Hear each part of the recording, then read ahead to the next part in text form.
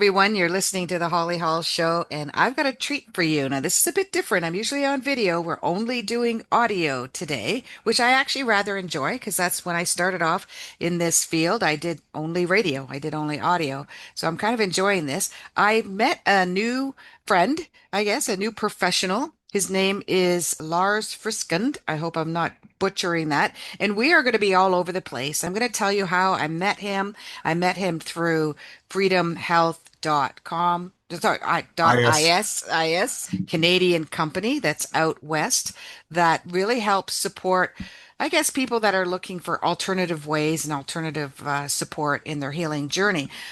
But he took a look at my website and he was quite interested in a few other topics that I like to talk about.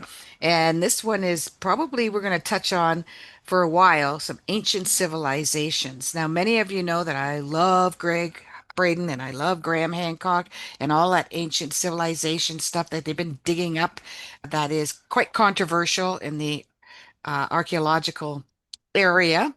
As if you do follow that, you'll know what happened to Graham Hancock around that. But, anyways, I want to welcome Lars to the show. Welcome, Lars.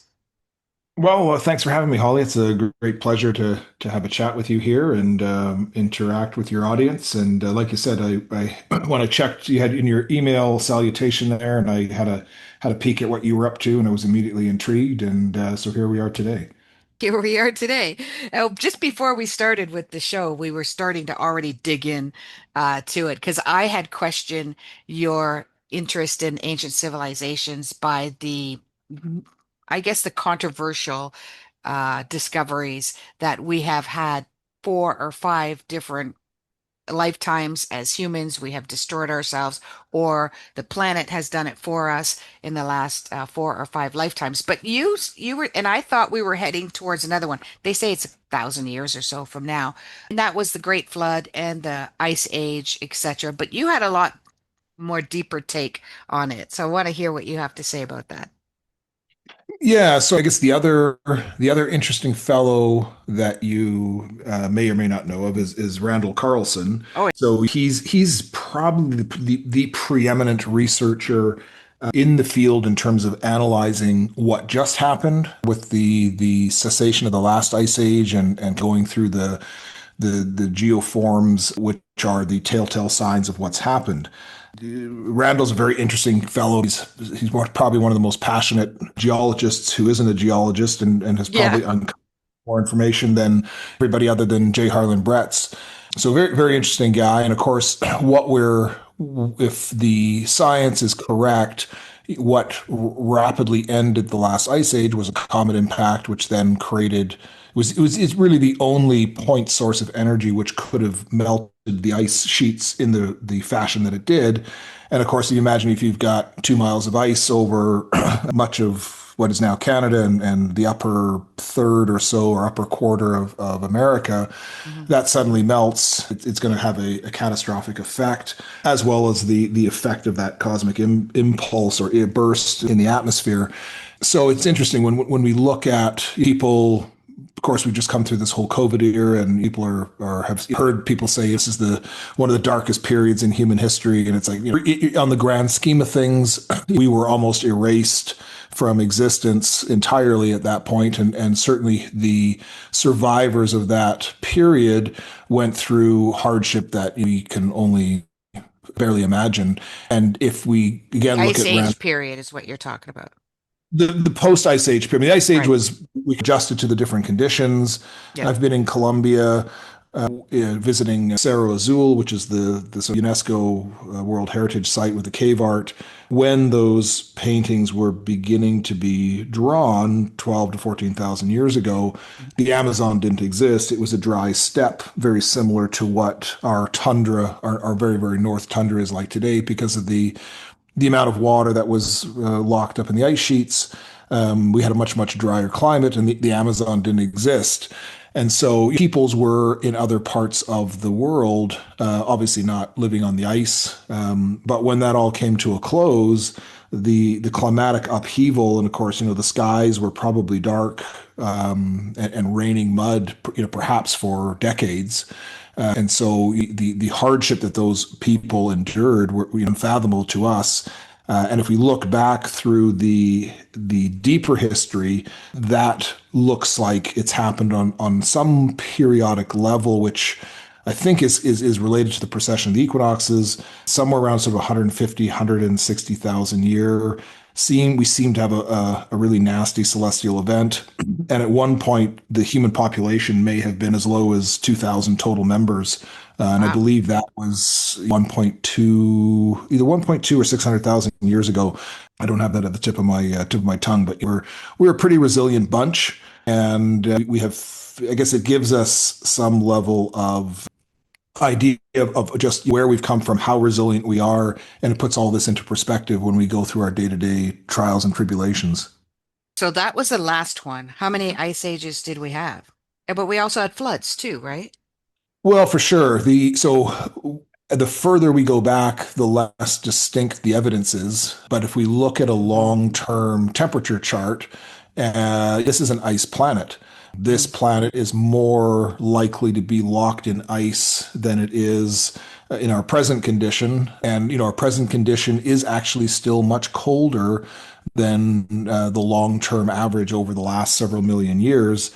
And if we go back further in time, this was a very, very fertile planet with incredibly high CO2 levels. We look at the Cretaceous and Carboniferous period. Everything was much. The plant life was extremely large. The insect life was extremely large, and this was all driven by much higher temperatures and much higher carbon dioxide. So it's interesting at the peak of the last ice age, which was sort of maybe somewhere between 12 and 15,000 years ago, CO2 levels in the atmosphere were somewhere between 160 and 180, which is right at the cutoff where photosynthesis might stop. So we were hair's width away from everything on this planet changing for the worse. So it's interesting, and when we have the climate alarmists bleating that CO2 is this toxin and a pollutant and it's going to kill all of Yeah. us. We're at 430, 450, or whatever we're at today. It's still a fraction of what it has been. And when we look at the fact that our commercial greenhouse agriculture, particularly in the northern hemisphere, all of those operations burn typically natural gas to supplement their greenhouse, somewhere between 12 and 1400 parts per million of carbon dioxide to proliferate the growth of their crops. So all the plants have this genetic memory of times where CO2 was much higher. And if we look at a mathematical basis, doubling the carbon dioxide from 400 to 800 essentially has no effect. The heat trapping of carbon dioxide at this point is already pretty much maximized. And inconvenient for the climate alarmists, water vapor is the number one greenhouse gas, which of course is a tough one to tax and vilify because we're all 80% water. And if it wasn't for water, there would be no life on this planet. Well, Earth is 75% water. We're arguably 80% water because everybody's got their opinion about that. And so you're saying, now, I'm not as smart as you are, so I'm looking up what AI is saying, and it says that we have been in a quaternary glaciation for 2.6 million years, so that we are ice.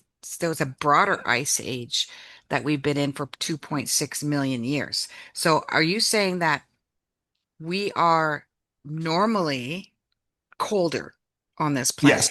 Yeah. So you look at that last 2.6 million years, there's been interstitial periods of warming, about to go, which was, kind of 10,500 marks that Younger Dryas period, Yeah. or the exit of the Younger Dryas, which was a rapid, sudden cooling, somewhere between 15 degrees, which probably occurred as the data improves. That may have occurred certainly within a year, and it may have been within a few months. And that was likely due to the final impact, which ended that age, driving again dust and debris into the atmosphere and causing modernly we're worried about nuclear winter if there was a multiple where the atmosphere is filled with junk ash water vapor basically, blankets the sun is blocked. And, and tell from a cloudy day or night daytime, once the sun is blocked, the temperature plummets. Yeah. And so, this wonderful warming period. Yeah. And the two of us are probably about the same age where when school when we learned about the warm period and the medieval warming period, those were times of and so we to today, and somehow warming is this bad thing. I mean, it's like many things today, crazy. Well, like I said, I'd followed, Greg. He had said as well, this is a natural cycle. This is what Yes. happens all the time on Earth. And the agenda that the higher ups have, I don't even want to call them higher ups because I don't think they are that high up. But the agenda that they have is just to take control over what we do on this planet for their own means, but it has really nothing to do with climate. I mean, they're meant to do with the climate, and we are carbon based. Zach Bush talks a lot about the, he's a triple PhD in the States, and he's very concerned about our soil and that we're not growing proper food in proper soil, and that's how we're suffering with not having the micronutrients, etc. And he talks about how the carbon when during COVID, and they were saying that, there was carbon-based element to it, that it's in the air, it's natural, we're supposed to have it, we're carbon-based as well, and it's normal. Like it's just a part of who we're supposed to be, but they're trying to make this carbon, like you said, a bad thing. And it's not a bad thing. And it's skewed as well, too, because I don't even think that the problem with carbon is coming from my car, or your by all. But when you do look back, because I could see how it's convincing for people, and I'm not sure if I'm getting off topic here, but if you go back, let's say 2 point something million years, or thousands of years, people are going to think that we're all living in the caveman days and that we didn't have cars, we didn't have houses, and we didn't have electricity and etc. So they're going to think like, well, it makes sense that that would be a problem now because we're so advanced, we're destroying ourselves and our land because of all the technology we have, and we didn't have it back then. So it was okay back then. So what's your take on that?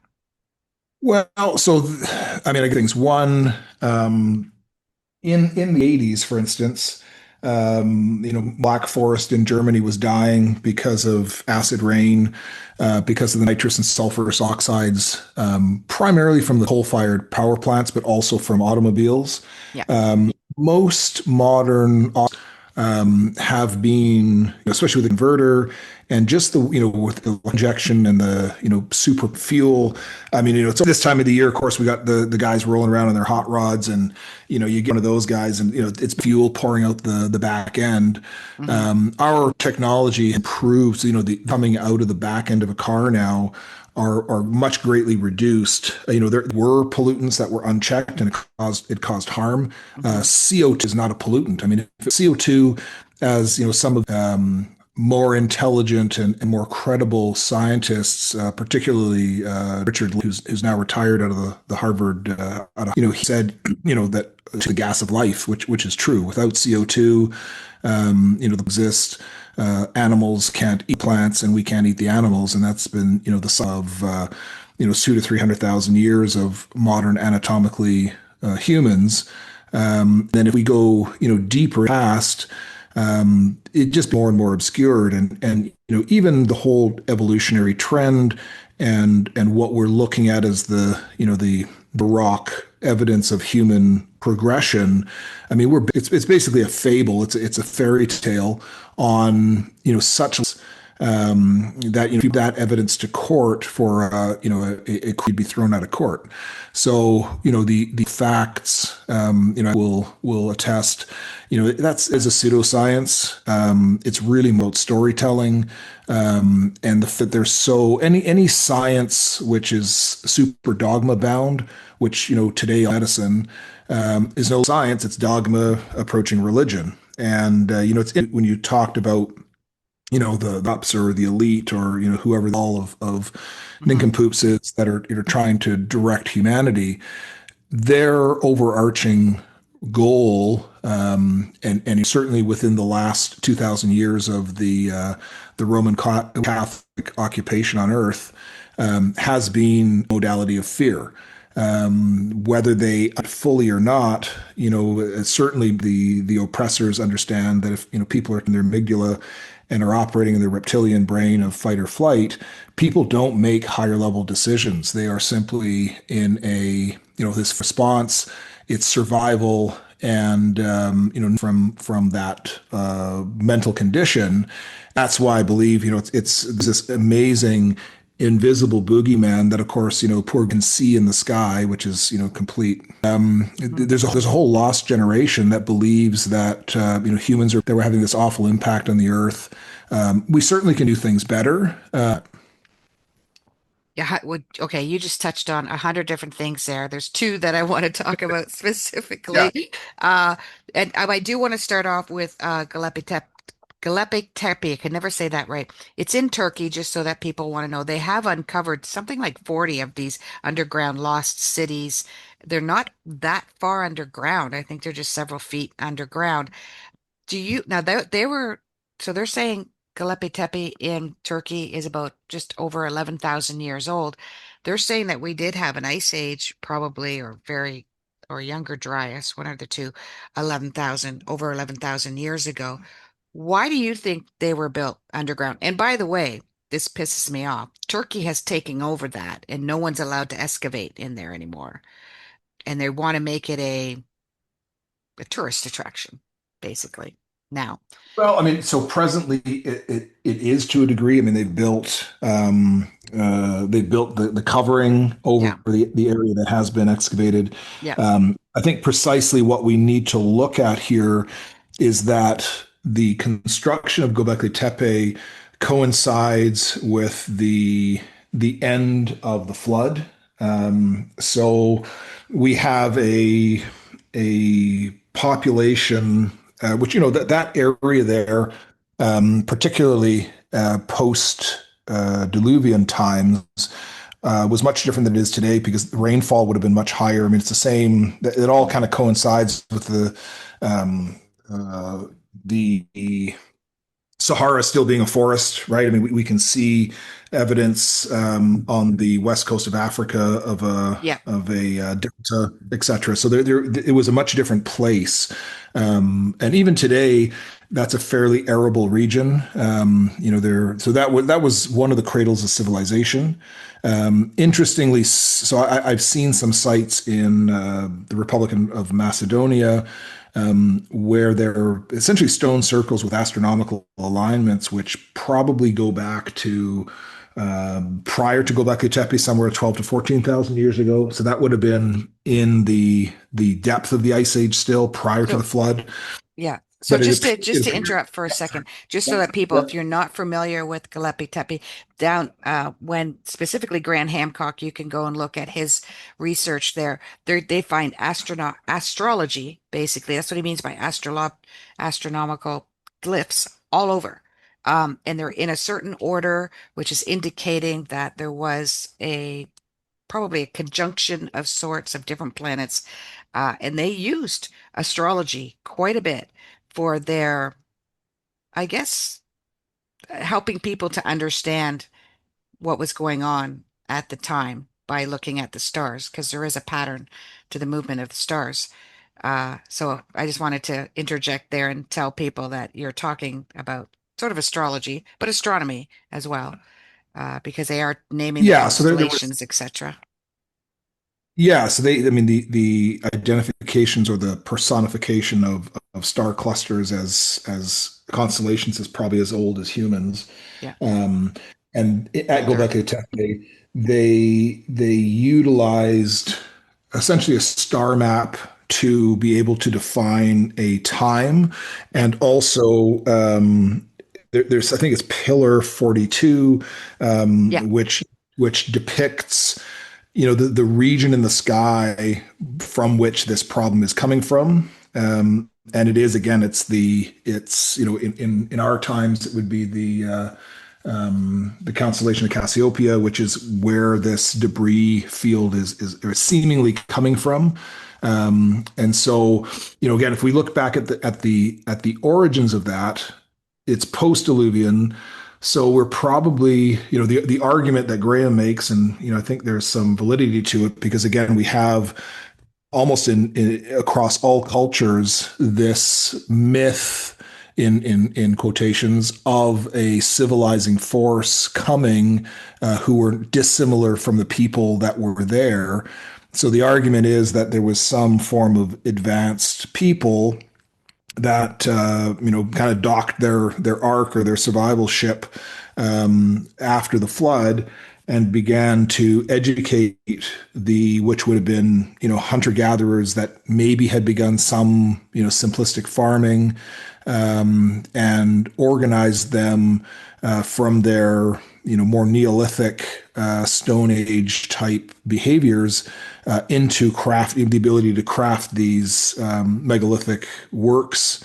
Taught them astronomy, taught them the mathematics. There was a transference of knowledge because you don't go from hunter gatherer, essentially an aboriginal population to suddenly, hewing multi-ton stone with ultra precision. And interestingly, at Pyramids. Yeah.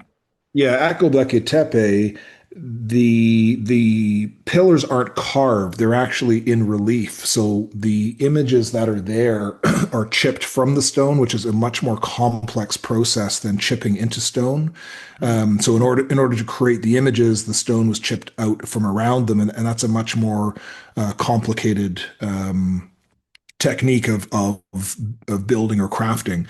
So why was all this done, or who were these people that arrived on the site? And of course, if we jump forward, as we mentioned earlier, the last 2,000 years of Roman Catholic suppression of the world, when the Old World Library in Alexandria was sacked, and whatever documentation was stolen and put into the Vatican's vaults, there was information in there that described what our true history is.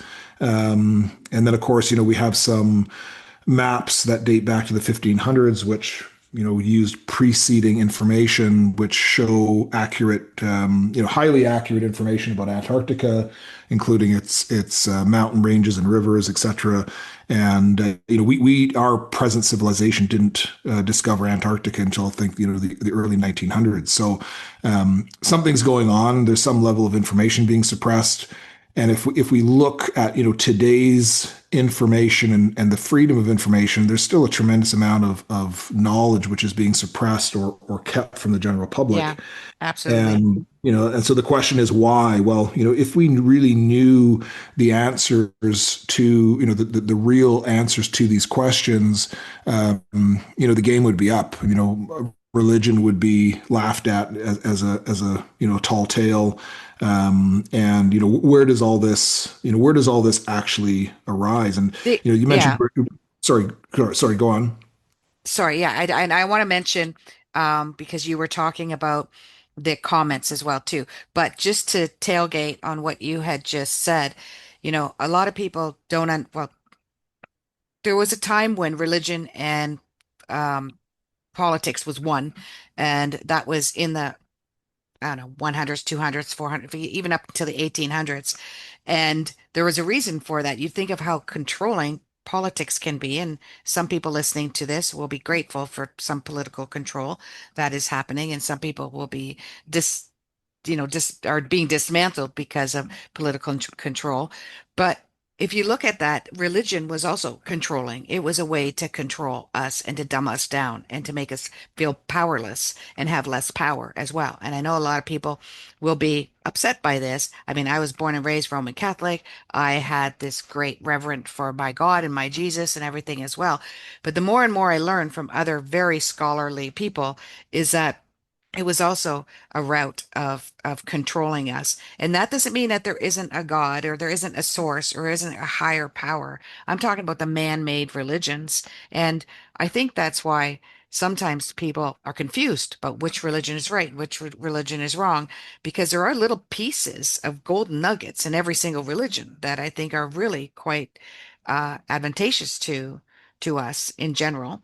But I would say that's probably 10%. And the rest of it is quite daunting. If you read the New Testament and the Old Testament, like there's some really scary, I got nightmares over some of that stuff you could read. So I believe that uh, there's a big combination between politics and religion. Just to this day, as you said, underneath they have found acres of land underneath the Vatican that is hiding all kinds of stuff from us.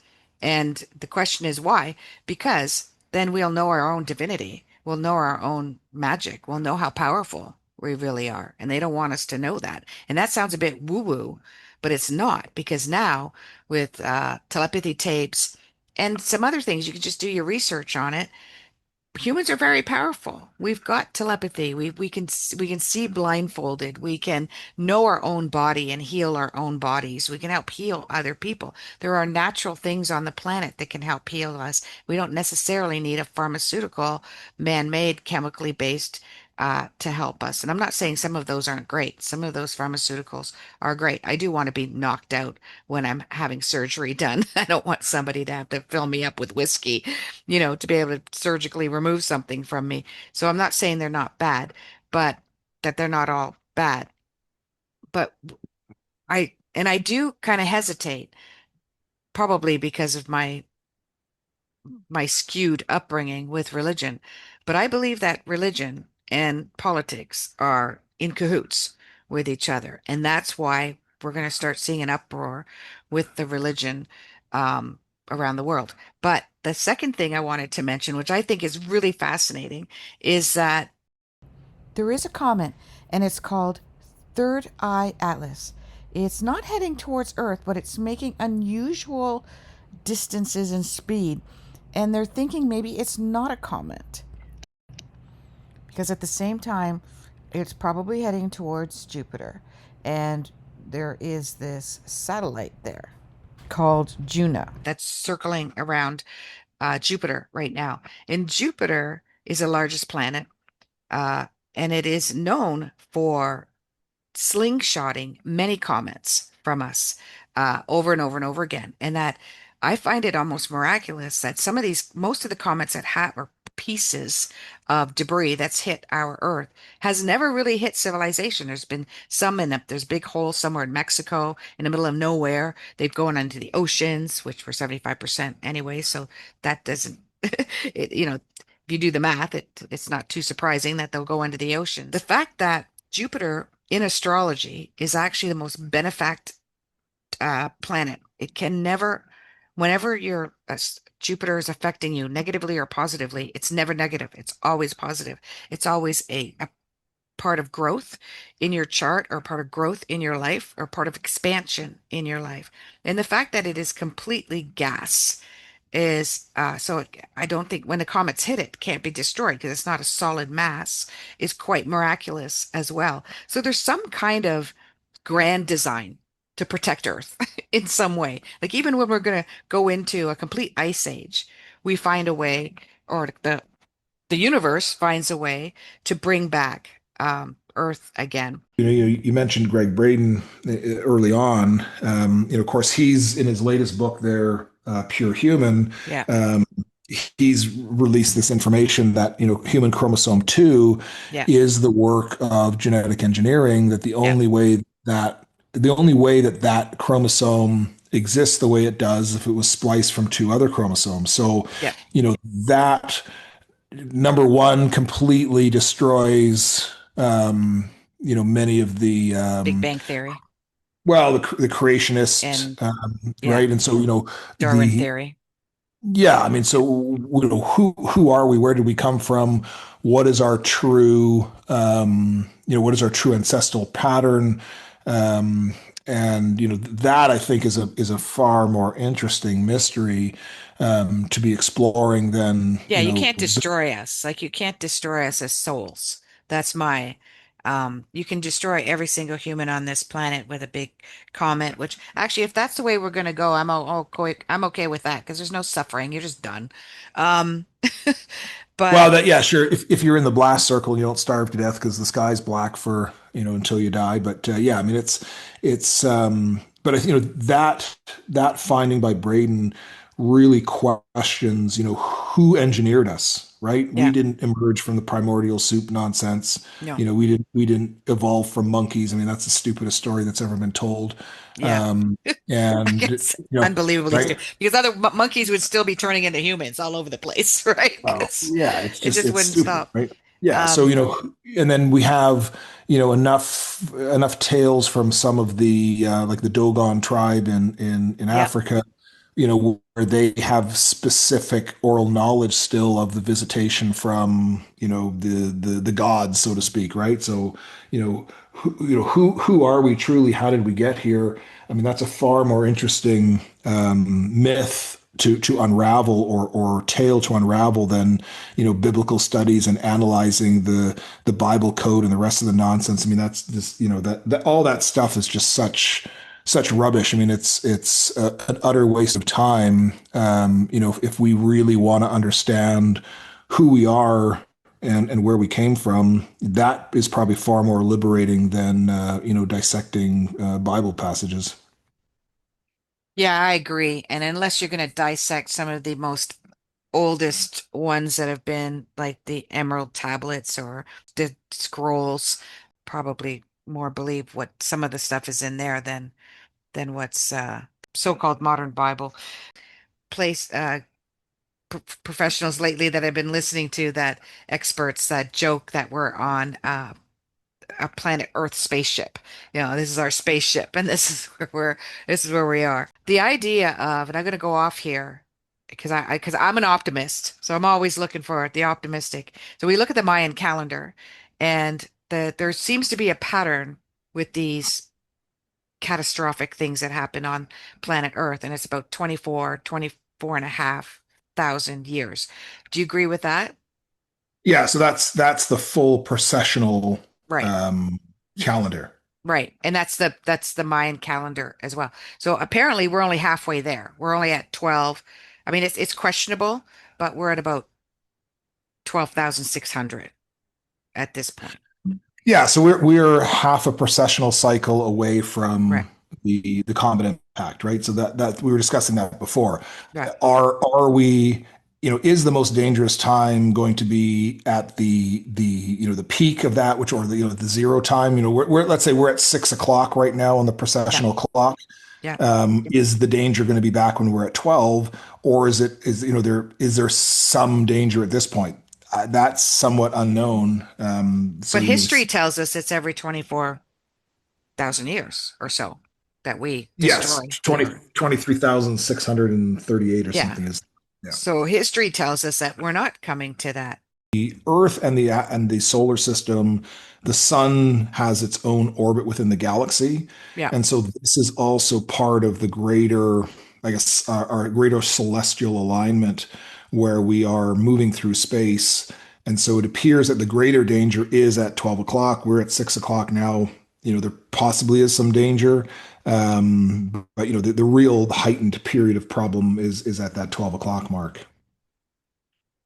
Yeah. So the sun is like a binary um star with Sirius A, and they do say that it's going through this cycle where they're going to be in each other's orbit area. And I don't know if that's what you're talking about, but that's its own cycle that it has. And that is what some people claim is the golden age coming up. That when we get into that, when those two star systems start to cross over. They don't actually touch each other, cross over, but it's the orbital area that we're leaning towards that golden age, which could happen between 2028 and 2035, somewhere in there, maybe up to Yeah, which 2040, arguably. Yeah, which I believe we are, in the same way that we're, on the cusp of the age of Aquarius. Cusp, yeah. I think that we're also on the cusp of this golden age, and I believe that, as much as COVID was a man-made man-made event, Yeah. that there's still some divine or celestial influence. And I believe that this was an event which challenged humanity. It was a skill testing question in a way, and it was also, an energetic test of, are you or will you fall for the bullshit, or will you be a sovereign being? Yeah. And the folks that, basically rose up outside of the narrative and the BS, they ushered in the dawn of the golden age. And, unfortunately, there's many people on the planet who aren't coming along for the ride. Whether they've been, the argument that they've been downgraded by the genetic injections, that they're no longer human, or however far down that rabbit hole you want to go. But I think simply on an energetic basis, the question was, did you stand as a sovereign being and say no, or did you acquiesce to somebody telling you what to do? And by acquiescing to that and not using your intuition, to feel through the situation and say, yeah, that doesn't seem right, I'm opting out. That's kind of elected the who's who of who's going to be moving forward and who's not. Yeah, 100%. I actually believe that's why there's so many people on the planet right now, all hands on deck. They don't, a lot of you look at a scale and you would think it's 50%. So 50% of us were on board, then 51% of us were on board with being more sovereign beings, more autonomous, and kind of going to a divide, like divide ourselves and create our own government and create our own sovereignty, create our own pharmaceutical systems, kind of something like what you've done, because your business is helping people find an alternative and way of educating themselves on how they could take more control over their health issues. And I don't believe though that the 51% is where we need to be. I think we could do it with 20 or 30, maybe 30%, 33% of us are on board, then it's enough to tip the scales. And I think that's why there's that many people. Now, I'm just philosophizing this, right? There's no proof. Yeah. But we do have the most amount of people, as far as we know, on Earth that we've ever had. And now some, including Greg Braden, but and I don't agree with everything that he says or he talks about, but he has said as well that we have come further than we ever have in technology in the past. This is why it can be dangerous. That are we going to misuse that technology? Are we going to use it for the betterment of humanity? And I think there are people out there that are very popular and very unpopular at the same time right now. I'm not going to name any right now that are trying to use it for good. But fear begets fear. And that's why, and I don't even blame some of the people who took the jab. I didn't take it. My husband didn't take it, but we know very dear loved ones that did, and it was out of fear. And certainly, my life in 2019 was entirely different. Well, not entirely different, but it was, the my pool of people who were in my life, Oh, 100%. Yeah. I only had, Reduced. yeah, well, there was only a handful of people who in my life wound up getting the injection and kind of falling out. But many people that I never knew before who became colleagues and friends, through being these conscientious objectors that were like, yeah, this doesn't sound right, and so that it's been a great process in that regard of alignment of like-minded people that we never would have encountered one another if it hadn't have been for this event. And so 100%. and that's again why I'm quite firm in my belief that as dark a time it was, first of all, it was a pretty non-dark time in terms of the history of humanity, in comparison to other events that have happened. But it really did create this bifurcation of the population of those who are, truly sovereign beings. And whether it's, I don't believe it's a brain chemistry thing. I think it's something that exists at a much deeper soul level, where people just knew intuitively, no, that's not right. I'm not participating. And, Yeah. and for me throughout COVID, I did whatever I wanted. I traveled the world. I Yeah. didn't wear a Same. mask on the plane. I got harassed by the nincompoops. I still get harassed at the airports because I'm sure, I was that crazy guy that, oh, you have to go to COVID jail. So I'm walking out of the airport and you can go and stuff that rubbish in your behind. Oh, we're going to fine you $7,000. Sure, send me the bill. The chances of me paying that are zero, and I paid zero fines. So Yeah. it was it Good was for in, you. we kind of joke, and it was a skill testing question, right?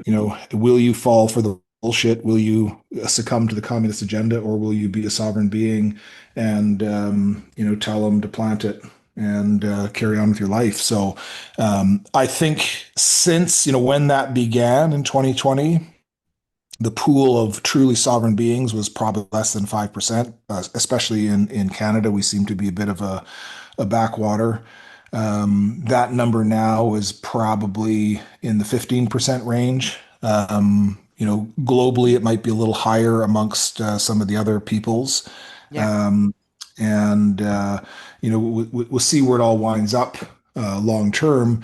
I'm optimistic about the human spirit and what the human being is capable of. Yeah. Am I buoyant about our present society and the present direction of the mainstream narrative? No. I mean, it's interesting. Early on I guess it was 21, the interviews of Yuri Bezmenov, which go back to I think 1981, and the discussion about the communist takeover of the West. Even though the Soviet Union doesn't exist anymore, the infiltration, particularly of our large institutions and educational institutions, has been complete. The dismantling and the demoralization of the West absolutely has taken place.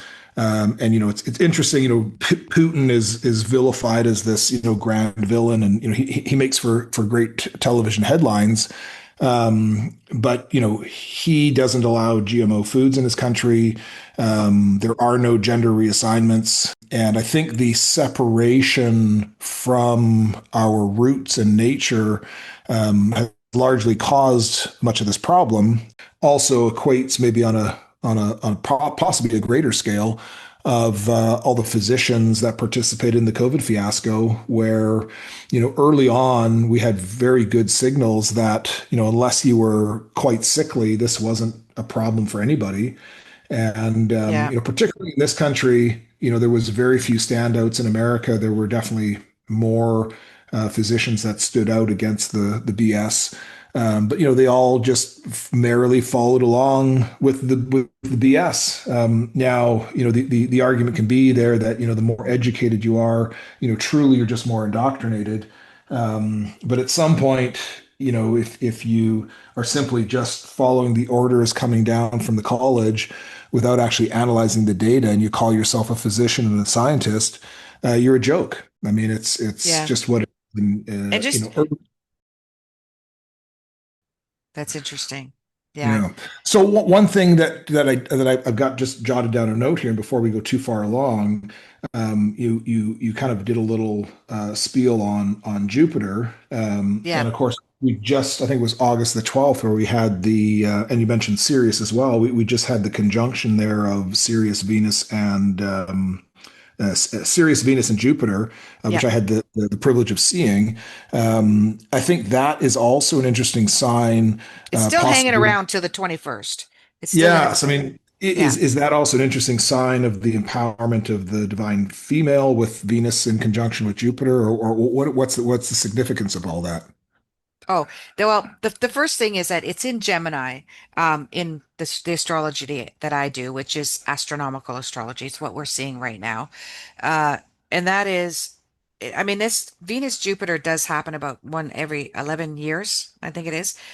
In Gemini, though, it hasn't happened since the 1950s. It won't happen again till 2037.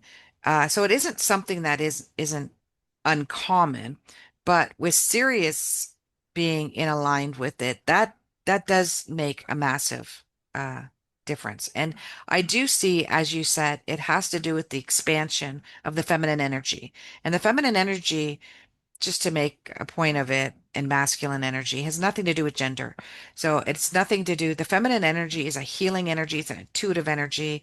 It's actually our knowledge base. It's where we shouldn't be using our brain for a lot of our knowledge. We should use our brain for execution of the knowledge that we get from our intuition, which is our feminine side.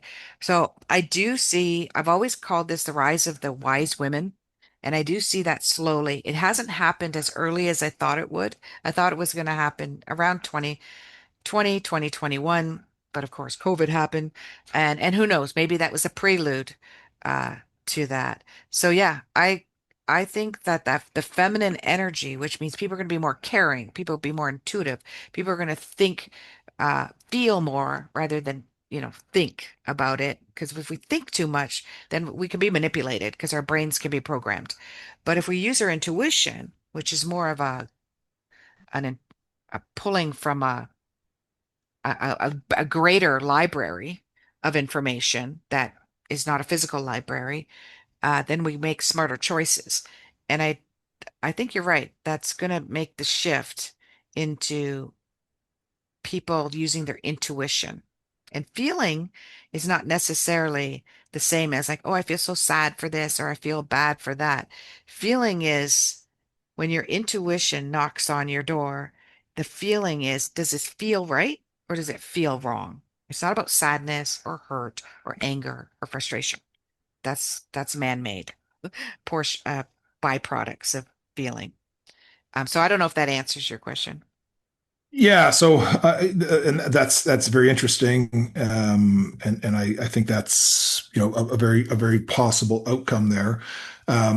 What is also interesting, we kind of went through the discussion of religion, and it is interesting that all the modern monotheistic religions have completely ignored the divine feminine in in their Holy Trinity.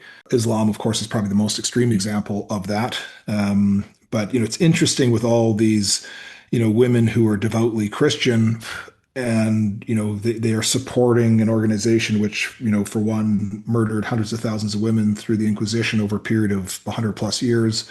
And the divine feminine is nowhere in their Holy Trinity there. And neither is the earth. And if we look at the preceding philosophies or ways of being for the in the Neolithic, which there's at least sort of 20 to 40,000 years of art, which all depicted these sort of the mother goddess, large breasts, large hips, often pregnant. So there was a reverence for the divine feminine and certainly the balance.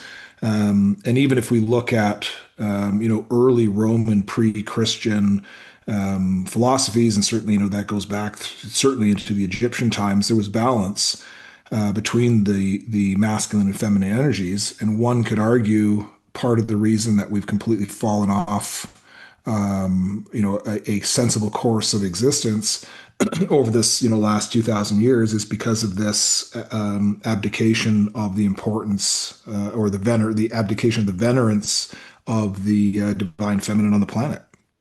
I love that. And when do you see that happening? And where do you see it happening?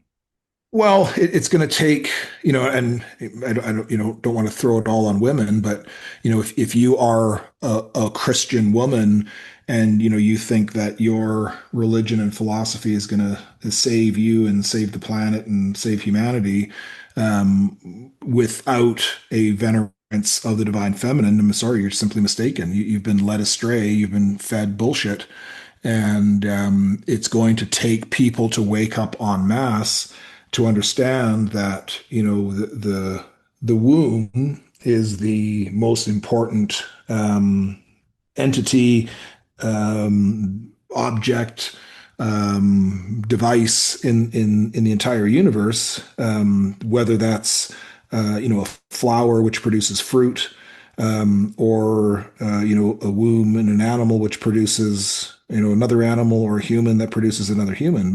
Without that and without the veneration of the whole creation process, and there is no creation without the divine feminine and the venerance of that. Where do we wind up? We wind up in a situation where we're at now, horribly confused and making bad decisions. You know, I sometimes make comparisons in the most odd way, and I don't know if you can relate to this, but we were just talking about the gender thing and how it is the one chromosome that determines whether it's male. It doesn't determine whether it's female. It's already got that feminine, and it's the interjection of the male that determines a chromosome that determines whether it's male. So when I look at what you're talking about, is the whole universe predominantly feminine with the added masculine to create some sort of play or balance? Sure, sure, absolutely. I mean, I know there's I believe it's some Aboriginal tale about how basically the universe was a giant womb. At some distant point, the universe was basically a giant womb that was waiting for a seed to be planted, and until the seed came along, there was nothing. That was creation.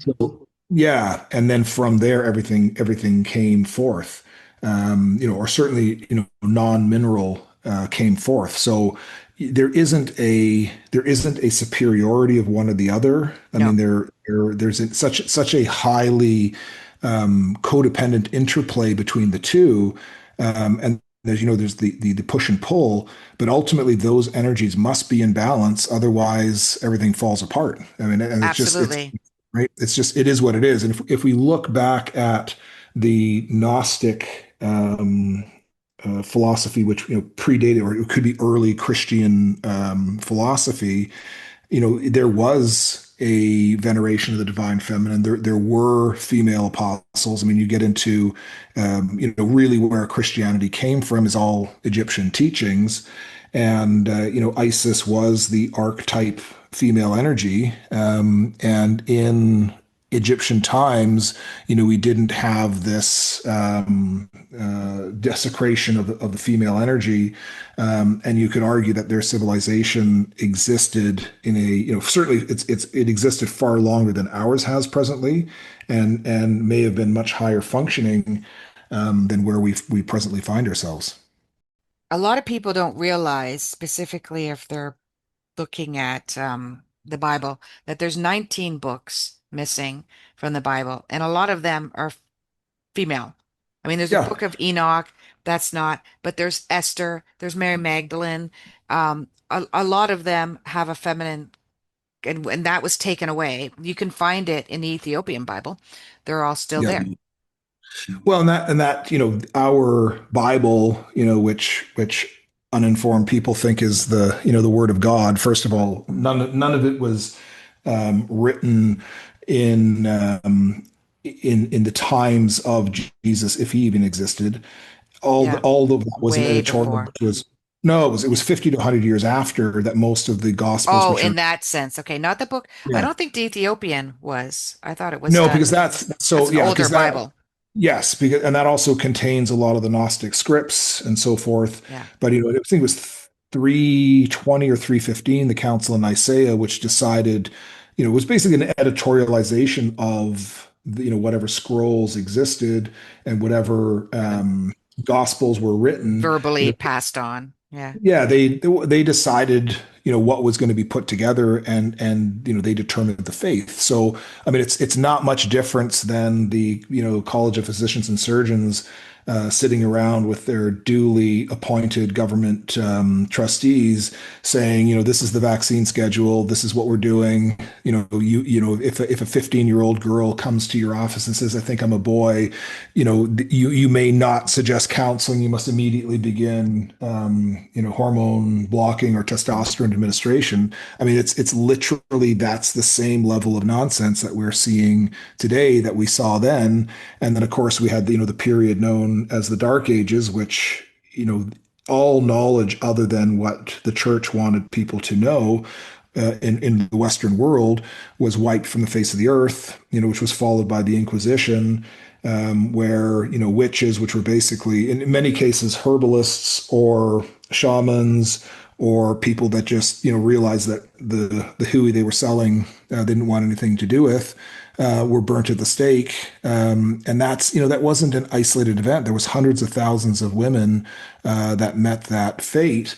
And again, I don't, it's interesting to see some of these, evangelistic personalities, and, I won't name any names, but they're so vehemently supportive of this organization that wantonly murdered, hundreds of thousands of their kin, and they just ignore that. I don't know how you can ignore an event like that.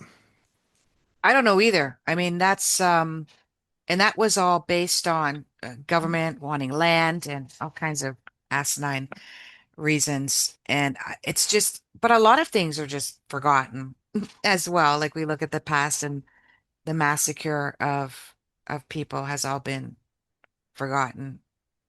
But not in a Yeah, sense they haven't, because I do have clients that come from um I've got clients from Poland, from Germany, and when this whole stuff happened with COVID, they were terrified because it was too new for them. Like they didn't experience it, but their mothers did, their grandmothers did, their fathers did, their grandfathers did, and they were like, "Oh my gosh, this is like control again. It's happening again." So there are some people that it's still in their DNA. This whole event in the last 5 years has terrified them. for sure. Well, I mean, it's if anyone doubts, what's going on, if you're stuck listening to CBC and CNN, and you're in for a wild ride, if you continue to believe the nonsense that comes out of the mainstream narrative. It's just yeah, and I think we're beginning to see some pushback, which is good. It's good to have these outreach programs. I mean, it sounds like you've got a pretty good following, which is probably a pretty broad spectrum of people. Yeah. And really one of our human goals, or human responsibilities, is to care after our fellow human, right, man or woman, and sharing information is a means to do that. We're not really hitting on any dogmatic points here or trying to enforce our philosophy on anyone. We're simply Yeah. sharing facts and information, and everyone can make up their own mind, and proceed from there. But yeah, it would be interesting to have kind of a monthly engagement where we're having a chat and sharing some Yeah. information. Hopefully, that provides some value for people, and they can make a positive change in their life.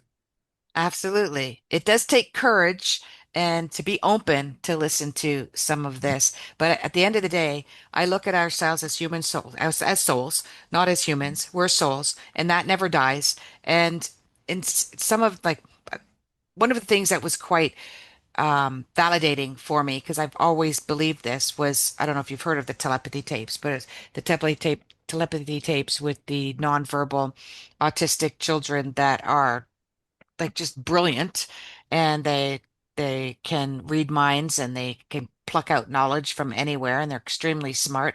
One of the teachings in there is that the soul never dies, and when we go to the other side, that's our home. That's where we feel, that's where we're alive. That's, and we fight this as humans. We fight our impending doom, our impending death, as something that is the most horrible, terrible thing to be. And this is actually a fragment of who we really are. We're lucky if we're even 1% of the full version of who we are on this planet. So we do want to go through these constant evolutions physically on the planet so that we can get to our balanced female, or sorry, feminine, masculine version of who we are. And it's okay to know that death is upon us, and that's the beautiful, wonderful, amazing place on the other side. What that looks like, we don't know because we've been kind of dumbed down.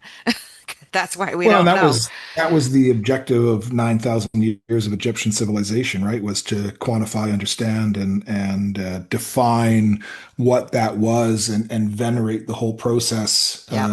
and look at both sides. I mean, we are immortal beings having a human experience, Yeah. and this is the term of the Garden of Eden. This may be one of the greatest playgrounds in the A hundred universe. percent. right? And Yeah. it should We be, screwed it up. well, every day should be celebrated that we get to Yeah. experience this. It's also a tremendous learning school, and we have the free will to be complete idiots or wonderful Yeah. humans, and it's our choice. And whether we realize it or not, or accept it or believe it, there Yeah. will be a day of reckoning. And I think that there's enough information from certainly the Egyptian civilization that our actions will be judged. And if we've had a good and pure life, and our heart is light as a feather, we transcend into something more interesting. And of course, the greatest ambition of every Egyptian was to have such a pure life that you were immortalized as a star in the heavens. Yeah. Whereas today, what do we venerate in our society as the ultimate goal? Let's Stuff. just say it's Stuff. undefined, right? Yeah. Yeah. So, Stuff. if everyone 100%. on the planet here, his objective was to be immortalized as a star, forever, shining up in the heavens, what would this place look like? I'm sure it would be a much different place. Yeah. And it's not immortalized in the star on the concrete of Hollywood. No. Um, No. and I think that I do believe that in the next year to 5 years, I'm kind of promoting in about a year or so from now, but in the next 5 years, we will have solid evidence that we are more than what we believe we are. And that'll be enough to shift a few more, just a few more humans to go, I think I better look at my life differently because I'm not contributing to the greater good. But I'm going to let you go, Lars. I thank you Yes. so much. We're going to do this monthly. So if all of you have stuck it out through this entire um, session, that's awesome because you guys are now full of all kinds of information and you're probably going to be Googling or chat GTPing or grokking a whole bunch of things or rewinding everything that we talked about because it did get pretty heavy there. But thank you, Lars. Thank you so much for being a part of my show. And we're going to have you on in the future and we'll see you then. Thank you, everybody, for Brilliant. listening. Namaste. Thanks, Holly. Have a great day.